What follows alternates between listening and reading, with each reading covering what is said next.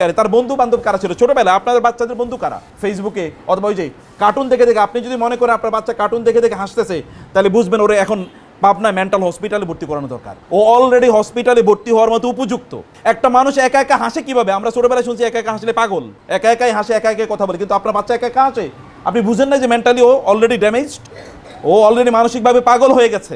একা একা কথা যে বলে, আগে একা একা কথা কারা বলতো? পাগলরা কথা বলতো। তার মানে ওরা পাগল হয়ে গেছে, কার্টুন দেখে দেখে ওগুলো পাগল হয়ে গেছে, এগুলো এমন হয়ে গেছে। নো, ওদেরকে এমন, ওদেরকে অ্যাকচুয়াল বন্ধুদের সাথে তাদেরকে তো বেশি বেশি বাচ্চা নেন আপনারা। আপনাদের সন্তান কমপক্ষে 4, 5, 6 জন থাকুক, যেন বাচ্চারা ভাই বোন যেন মারামারি করে করে বড় বড় হয়। ওরা যেন নিজের মধ্যে ইন্টারাকশন করে, কথাবার্তা বলে।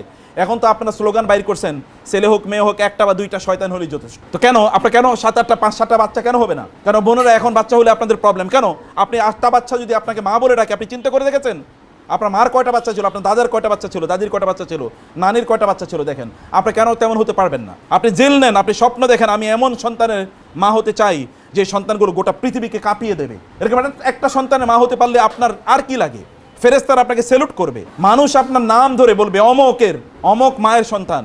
এটা করা দরকার। আপনি দেখেন তো এখন আমাদের বাচ্চারা, আপনি দেখেন 100 টাকা দিয়ে বাজারে পাঠানোর পরে 100 টাকা দিয়ে তো আপনি দোকানে পাঠালেও কোনোদিন ঠিকমতো টাকাটা গুনে নিয়ে আসতে পারবে। তাহলে বানাইছেন কি? গুলো অথর্ব বানাচ্ছি আমরা আমাদের বাসায়, কতগুলি স্টুপিড বানাচ্ছি আমরা। কি ছোটবেলায় আপনারা যারা এখানে মুরব্বীরা আছেন, আপনারা কি বাজার করেন না? আমরা বাজার করি নাই, করেছি, কিন্তু আপনার বাচ্চা কেন শিখলো না? এটা দায়িত্ব কার? এগুলো কি বানাচ্ছেন?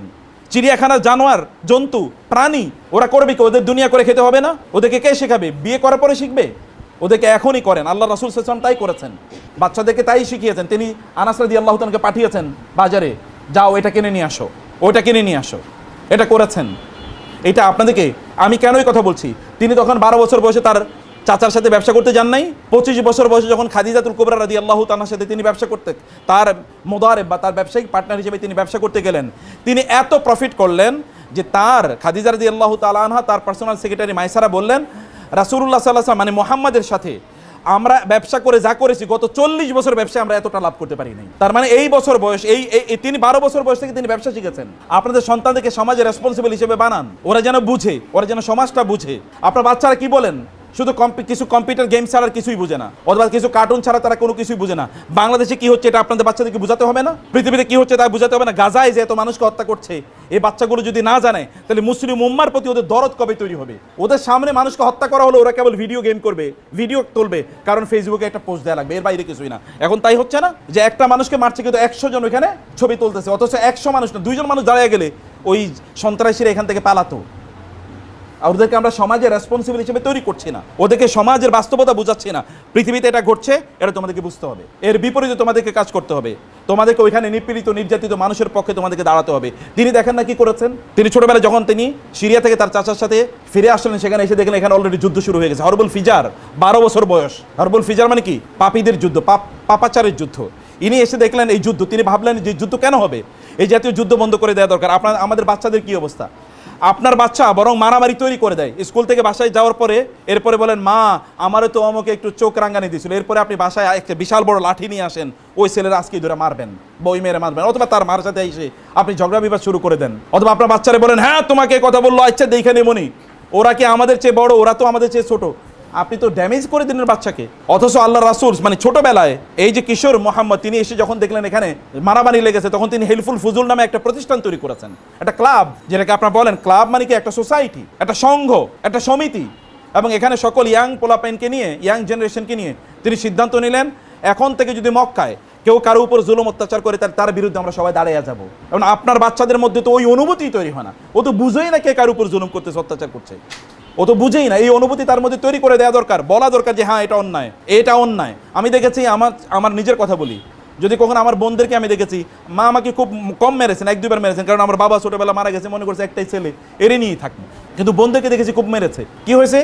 কেউ একটা বোনদের বিরুদ্ধে এসে অভিযোগ দিয়েছে, কিন্তু বোন আসলে এখানে অপরাধী না, তো তারপরে মা মেরেছে। তোমার বিরুদ্ধে কেন অভিযোগ আসলো? আমি তোমার বিরুদ্ধে অভিযোগ নিতে চাই না। বিশাল বড় লাঠি, মানে দেখতাম রান্নাঘর থেকে এতটুকু পর্যন্ত লাঠি, ওই লাঠি দিয়ে পিটাতো। অথচ উনি ক্লাস 2 পাস, কিন্তু উনি আমাদেরকে পড়াইছে। এখন মায়েরা আপনার মানে MA পাস অথবা ধরেন ডিগ্রি পাস অথবা PhD, এরপরে আপনাদের বাচ্চাদেরকে এগুলো কি চিড়িয়াখানা রাখবো নাকি ঘরে রাখবো বুঝতে পারতেছি না। এদেরকে কোথায় রাখা উচিত আমরা কোনোভাবেই বুঝতে পারছি না। আপনাদের এই যে ওরা সমাজের ব্যাপারে ওরা ভালো করে বুঝুক, সমাজ ওদের দায় কি, দায়িত্ব কি, এই জায়গাটা তাদেরকে বুঝতে হবে। এই জায়গাটা, এইগুলোর মধ্যে তাদের মধ্যে অনুভূতি তৈরি করে ওদেরকে সমাজে নিয়ে যান।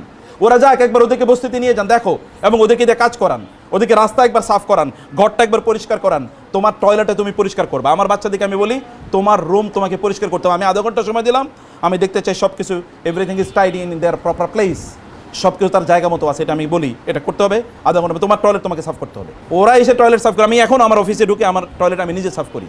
এখন আমরা সবাই জানে যে আমি টয়লেট ঢুকলে কমপক্ষে 10 মিনিট আমি সময় আগে পরিষ্কার করার, অন্য ওরা পরিষ্কার করে গেলে আমি পরিষ্কার করি।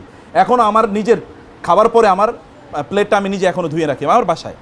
এটা ওদেরকে রেসপন্সিবিলিটি, ওদেরকে এরকম শেখানো সমাজের মধ্যে। আমি যখন মানে গাজার ছবি দেখি তখন আমি কাঁদি, ডেইলি আমার কাঁদতে মনে চায়। আমি জানি না আপনাদের বাচ্চাদের মধ্যে অনুভূতি তৈরি হচ্ছে কিনা, কেন হবে না বলেন? এটা সমাজের সাথে ওদেরকে এঙ্গেজ করে দেয়া। না, তোমার বাবা সমাজের প্রতি দায়িত্ব আছে। আজকে আমার ছেলেকে আমি বলেছি, বাবা তুমি কি হতে চাও বলো, সমাজের প্রতি তোমার দায়িত্ব আছে, এই সমাজে এই অন্যায় আছে, অন্যায়গুলো তোমাকে প্রতিরোধ করতে হবে, এগুলোর ব্যাপারে তোমাকে কাজ করতে হবে। আপনার নবী তাই করেছে। নবীকে এমনি হঠাৎ করে আল্লাহ তাআলা তাকে বললেন, যেমন বাংলাদেশে বলে উঠছরি তোর বিয়ে, এই মেয়ে তোমার বিয়ে এখন চলো উঠো, এরকম তো ছিল না যে আল্লাহ বলছে যে তোমার নবী বানিয়ে দিলাম।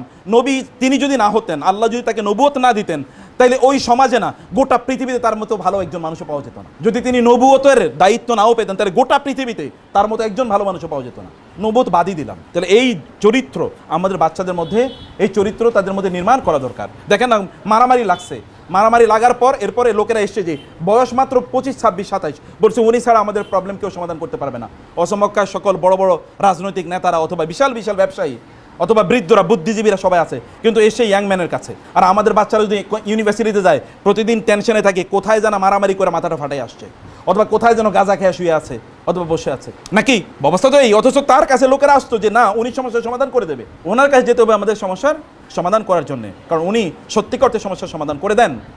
নিজের মধ্যে ক্যাপিটাল তৈরি করা, যেই কাজে তিনি গিয়েছেন তিনি সেখানে সফল, যেখানে গিয়েছেন। বাচ্চাদের মধ্যে এই কারণে যেটা বলছি, বাচ্চাদের মধ্যে কিছু মোরাল ক্যাপিটাল, মানে ওদের মধ্যে সত্যি করতে কিছু এমন কিছু যোগ্যতা তৈরি করে দেন, যে যোগ্যতা নিয়ে আপনি গর্ব করতে পারবেন। যোগ্যতা এমনিতেই তৈরি হয় না, যোগ্যতা গ্র্যাজুয়ালি আস্তে আস্তে তৈরি হয়, এবং এর জন্য সময় দেওয়া লাগে, এর মধ্যে প্রচুর পরিমাণ কাজ করা লাগে।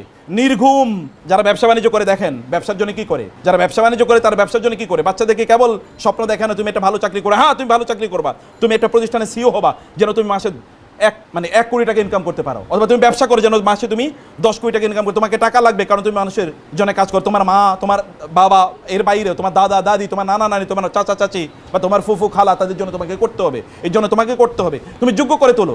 কেন তুমি 10,000 টাকার চাকরির পেছনে তোমাকে ঘুরতে হবে? তুমি 1 লাখ টাকা ইনকাম করতে পারো, 1 কোটি টাকা ইনকাম করতে পারো, এরকম যোগ্য করে তোলেন না, এখনই তোলেন। কে তুলবে এটা?